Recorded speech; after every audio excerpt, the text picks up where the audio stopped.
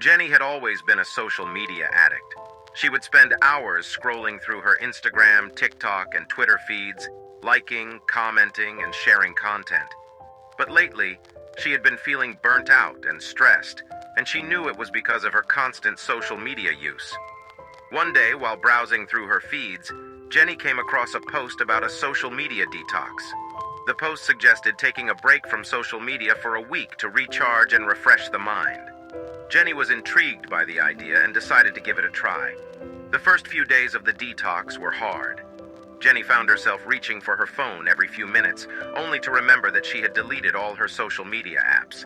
But slowly, she began to adjust to life without social media. She spent more time reading, going for walks, and talking to her friends and family.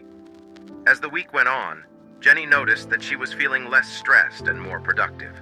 She had even started to enjoy her studies again, something that she had neglected in her pursuit of likes and followers. On the seventh day of her detox, Jenny woke up feeling refreshed and energized. She decided to extend her detox for another week. After 2 weeks of being off social media, Jenny felt like a new person. She was more focused, motivated, and happier. She realized that social media had been taking up so much of her time and energy, leaving her with nothing to show for it.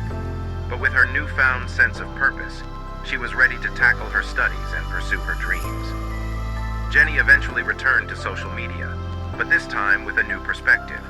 She set limits on her usage and made sure to prioritize her studies and personal goals. She knew that social media could be a great tool for connecting with others and promoting herself.